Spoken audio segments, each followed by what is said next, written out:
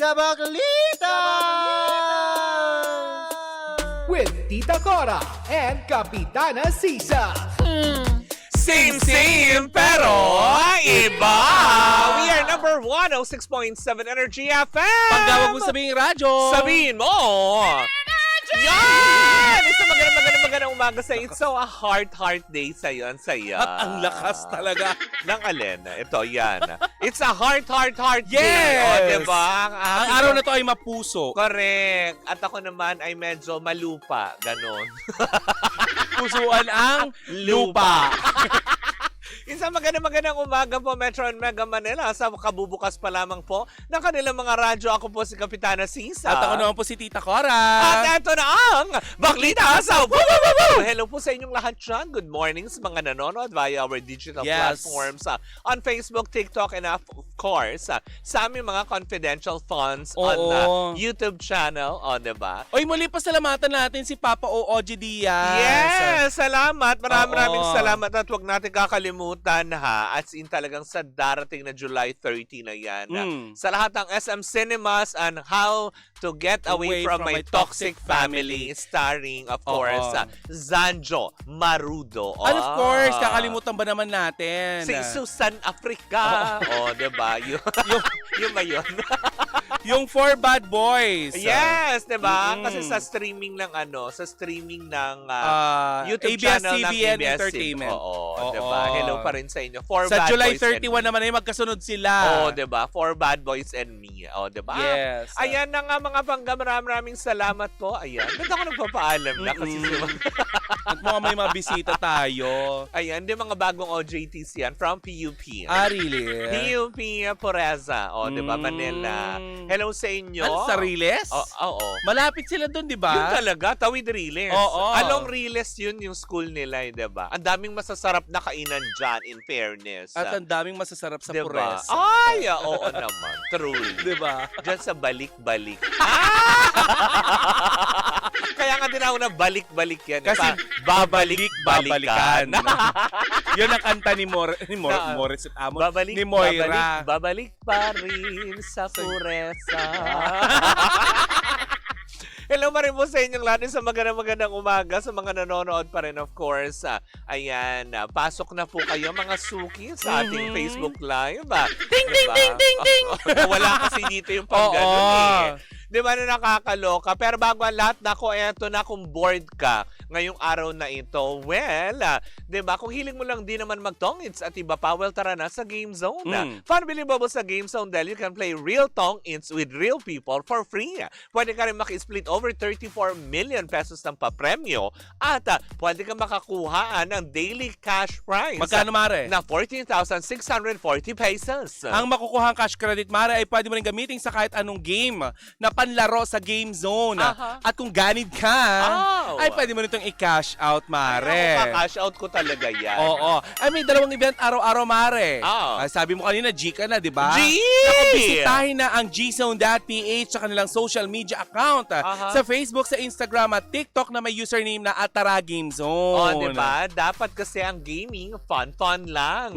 Di ba? Visit pancor.ph/regulatory or you can email them at keepitfun@pancor.ph. Promo runs from January 1 to December 31, 2025. EGLD reference number MKTG 2024-2564. Tandaan natin, ang gaming is for 21 years old and above only. Keep it fun. Game responsibly. Diba na nakakaloka? Chika! Sa arena. May tunog. Correct! Diba? Kaya nga naman, ulitin lang natin yan. Game responsibly lang talaga. Kung may extra, okay. Kung wala, tiis muna. Wag lang lagi magbaka sakali. Hindi yung makikita natin, may hiwa ka na sa tagiliran, may pantaya ka lang, binenta mo yung kidney mo. Yung kidney. Para diba?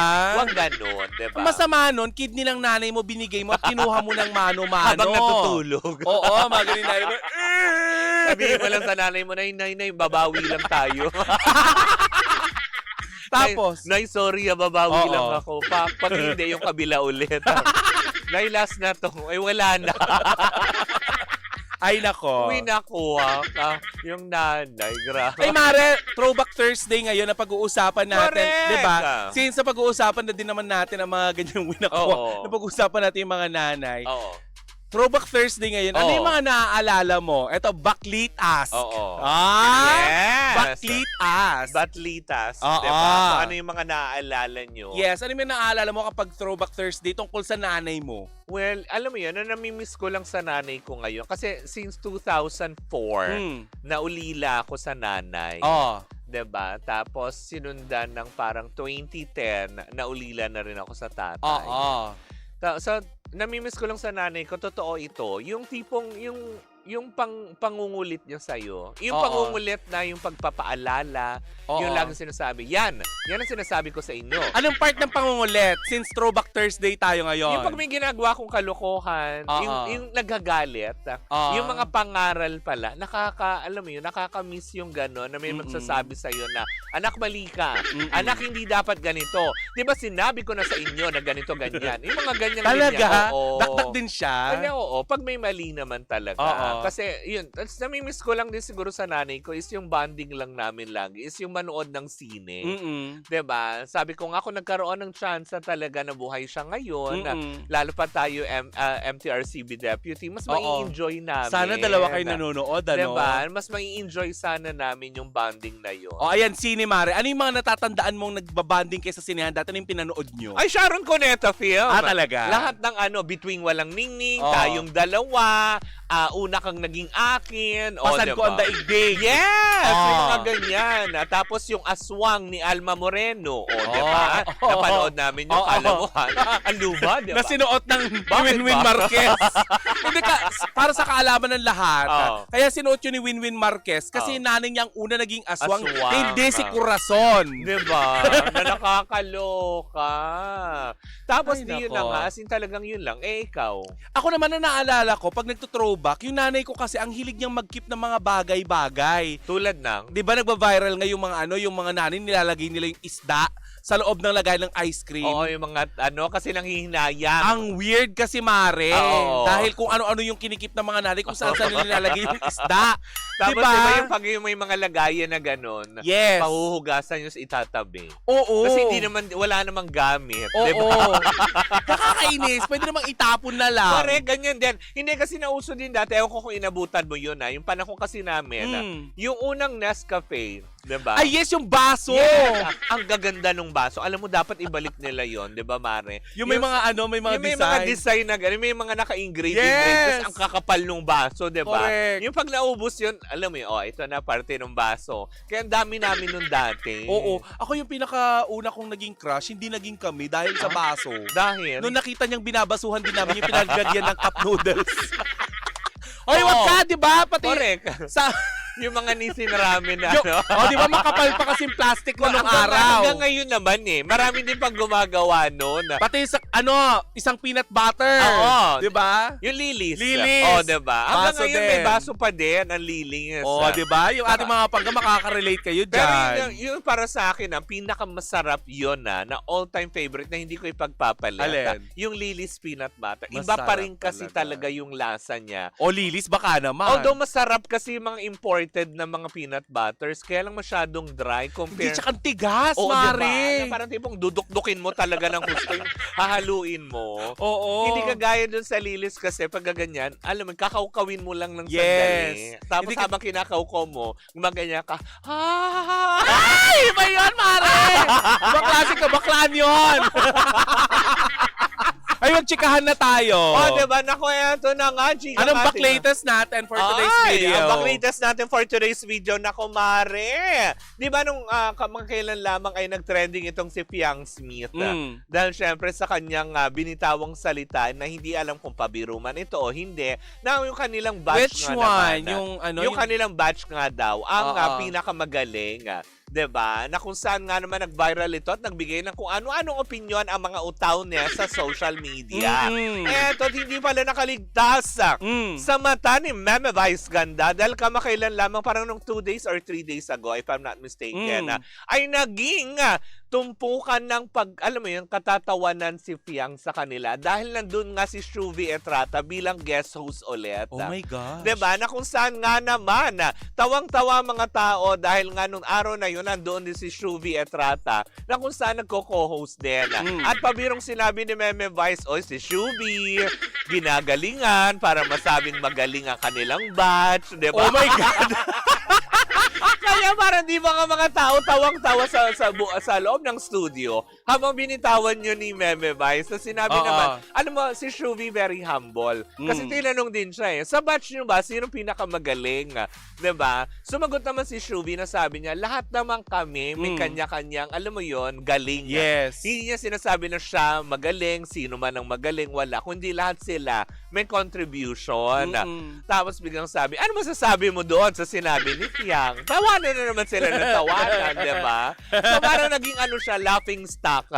Di ba yung mga ganong aspeto? Pero sa punto naman na yon, hindi naman yung tinake against. Kumbaga parang naman. Anong reaction ni Fiang? Ha? Tawa-tawa lang siya. Parang natawa din sa Gedli, ganyan. Talaga. Kasi nga, kumbaga parang syempre, naging katatawanan na lang yun. Tapos parang, syempre, hindi naman makakaligtas yun. Alam naman natin, pag may mga ganyang controversy, hindi naman nakakaligtas yung kay Meme. Correct. Diba? Sa lahat na lang. Uti mo nga yung politikong naglakad-lakad lang sa gilid, diba? Yung hi. Diba? Yung mga ganon. Kumbaga, yung kinawayan yung lupa. yung naglakad si Meme ganyan. Hi, So, pagpasok. Na. So yun na nga, gumaga parang naging katatawanan na lang, imbis pa siguro, in a way, hindi yung para pagtawanan si Fiang Kung hindi parang gawin na lang natin tong, alam mo yung good vibes na lang. Huwag na natin masyadong seryosohin. Alam naman natin yung bata, bagets pa. Na kailangan lang talagang gabayan. Hindi naman ibig sabihin na nabitawan nyo ng bata at sa mga kumakalat on social media ng pinagagawa niya, lalo yung Mare. Yung pagpahid. Yung tinulak niya yung guard. Marshal. O yung Marshal. Siguro, ako the way I see it, kasi yung mga tao nagre-react na, ganito ba talaga si Fiang? Ako, siguro kaya niya yung nagawa, baka kabiruan na niya talaga. Yes. Diba? Kasi ganun din si Angeline Diba? Si Angeline Quinto, kahit ngay gumagawa nung parang electrical doon sa sahig, diba? Yes. Pinagtripa ni Angeline Quinto yun. Parang mga ganon. Bigla siya nagsisigaw. Oo. Halika, dali. Tumakbo din yung mama, kawawa. Parang sa akin, 'di ba? Siguro hindi naman siguro talaga ganun kasama. Hindi, eto lang best example, Mare. Kahapon, 'di ba nakita natin na biniro-biro natin si Gandang Kara sa Hot Story. Hindi kasi alam ng mga tao kung paano yung dynamics natin dito sa opisina. Correct. Kaya may mga ilang mga netizen na hindi maintindihan yun, akala nila inaapi si Kara. Oo, grabe naman. 'Di ba? Pero kung hindi kung inaapi si Kara, di duguan yun. Yeah. Kung alam nyo lang kung ano po yung ginagawa sa amin ni Kara everyday. Naman hoy, hindi mo. Pagod na rin po kami. Narinig nyo naman, sinabi namin doon, di ba? Oras na ng paghihigante. Na nakakaloka. Hindi, pero yun na nga. Sabi ko kasi ngayon, hindi ko alam kung meron ba talagang mga tao na ang gusto is pabagsakin si Fiang. Diba? Tama naman din yung sabi ng mga tao na iba Baka naman in-splice kasi yun ng pagkakasabi. Actually, splice naman talaga, Mare. Kasi baka yung tanong kasi doon, since may mga bagong henerasyon, what can you say? Baka naman nagbiro lang. Mare, ano kaya kung ipatawag na lang natin ang JM Fiang dito sa office? Diba? Malay nyo, one of these days, nandito sila. Oo nga. Diba? JM Fiang, gusto nyo bang... PJ, na, dito. Para, alam mo, masagot ni Fiang once and for all tong usapin tungkol daw sa pagiging primadonna niya, pagiging ganito niya, diba? Para once and for all, mabigyan ng kasagutan niya na. Lalo pat meron silang pelikulang lalabas ba, yung ghosting. Actually, lumabas na. If I'm diba? not mistaken, ongoing na. Sa on-stream? Oo. Hindi, sa I Want yata. Oo, I Want. Kasi yeah. hindi pa ako nakapag-subscribe ulit. Bakit? Ewan ko ba? Nag-end ang subscription. Nag-end ang mga subscription. Kasi, namomonitor. Pero anyways, yun nga lang din, hindi ba? Bigyan naman natin ng chance din ng pagkakataon magpaliwanag yung bata. Or Hindi, ganito lang yun, magsalita. Mare. Mm. Siguro, maganda rin na maganda Mm. rin na obserbahan muna natin kung ano. At saka hindi naman kayo pinipili itong bata Correct. para suportahan siya. Kung ayaw nyo sa kanya, di wag nyo na siyang panoorin. Yun Diba? nga lang kasi, Mare, ang nakikita ko dito, Mm. ang mga netizen, kagaya lang din ang nangyari sa Bini. Oo. Di ba? May certain expectation sila sa Bini na Correct. maski pa paano gusto nila, ganito tayo, ganito Na tape ka lang. dapat. Kasi Oo. totoo naman yung sinabi ni Papa O eh, 'di ba, nakahapon. Eh ano naman sa inyo kung hindi nila kinakain yun? Yes. 'Di ba? Hindi naman porket kinakain mo yun, kailangan kainin niya rin. Ikaw ba kumakain ka ng puwet? Oo ng naman. manok? Oo. Oo. I love it. Oh, ang tawag doon isol. Isol. Oh. Yeah. Eh, Dyan sa tumbong. JT's Di ba yung Manuka. tumbong ng baboy? Tumbong? Oo, merong sikat na kainan dyan sa may tundo. Ang gusto ko lang doon nililinis bago lutuin. Yes. Oh, Of bakit ka course. nagre-react? Hindi. Kasi lilinisin Iba mo na talaga naman yung ang- tumbong. Iba na naman ang iniisip mo paano paglinis. Di ba ginaganon-ganon yun ng daliri? Hindi, tsaka ipapasok mo yung hose. Correct, di ba? Tapos pakukuluan mo yun. Yes. Kasi hiwain mo yun ng slice bago mo ilagay sa barbecue. At not just bago once. tusukin ng barbecue steak. Hindi, Mare, at tsaka kailangan mo siyang pakuluan ng pakuluan. Oo. Di ba? Ang tumbong. Yung mga ganon. Oo. Kasi para mawala yung lansa. Correct ka. Hindi lang naman pagpapakulo sa tumbong yun eh, para lumambot. Mm. I-stretch mo muna bago mo ilagay sa kaldero, bago siya pakuluan. Oh. Oo. Actually, para nang sa ganon, yung mga sumisiksik, Oo, di ba? mawala. Mawala. Kailangan Lalagyan mo mo ng- batakin. Oo. Diba? Saka mo siya pakukulan sa sibot. Hi, Daddy. Oo, di ba? Ang jowa ko. Naging favorite mo na yung sibot, Oo, ha? ang sarap diba? ng soup na ganyan. Yan, chop suey daw yung movie, ha, ha, ha. Nino, Mario. Ni Fiang at saka Yung ni Fiang and Sing, ano. yung ghosting. Talaga ba? Oo. Napanood yun na? Para sa kaalaman ng ating Kailan mga ba pangga. lalabas yung horror movie ni Fiang na Fiang Sui? Grabe walang ka naman. ganon. Hoy, Jeff, walang ganon. Jeff Tats. Wag kang ano.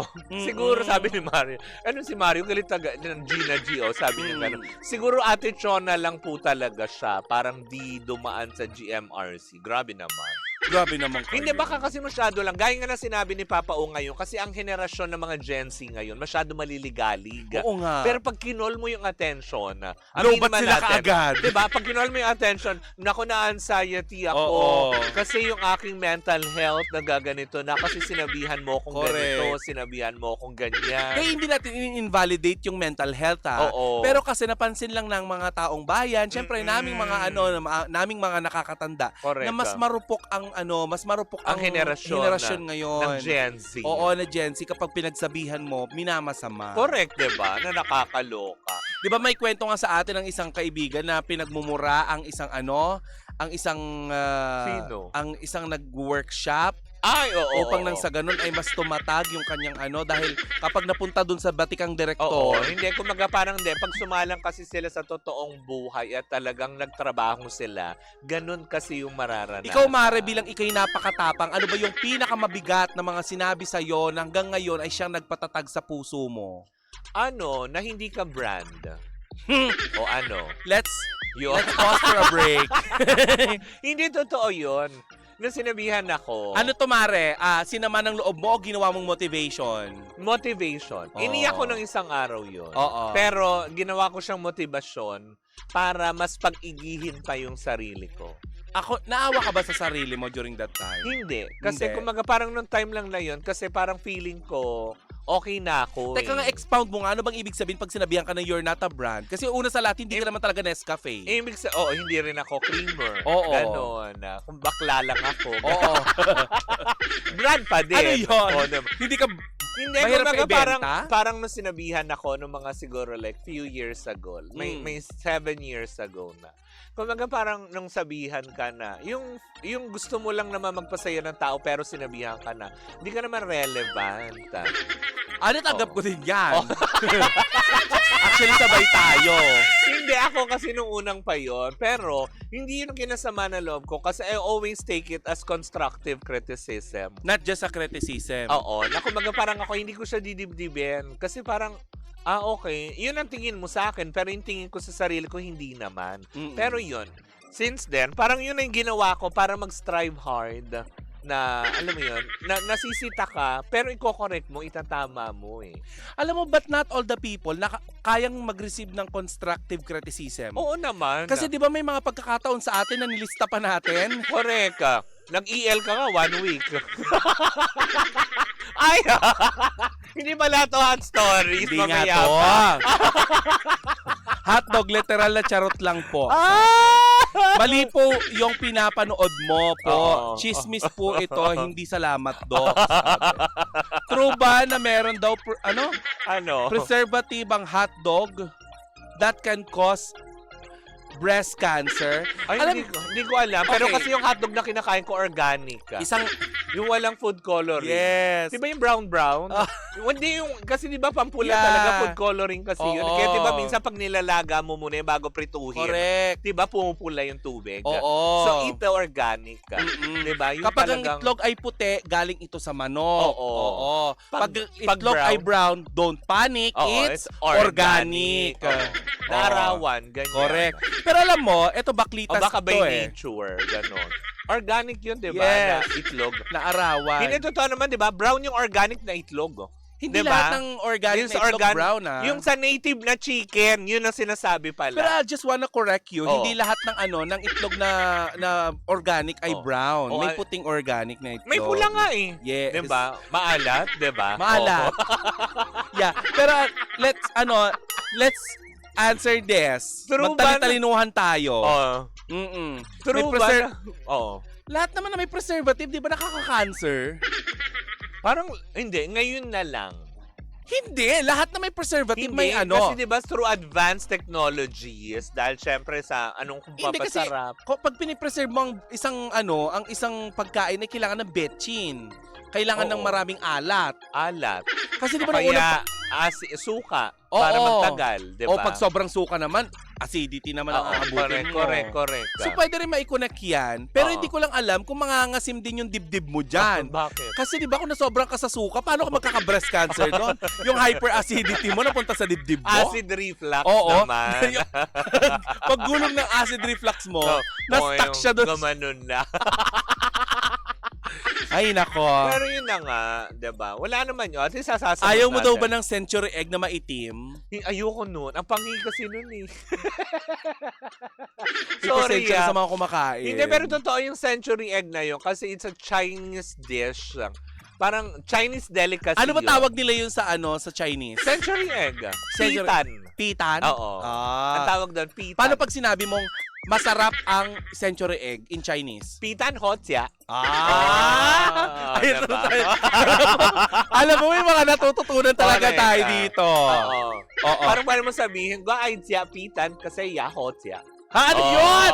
Ano yun? Gusto kong kumain nung century egg kasi masarap. Oh. Yun, diba? Sa aming Ilocano na.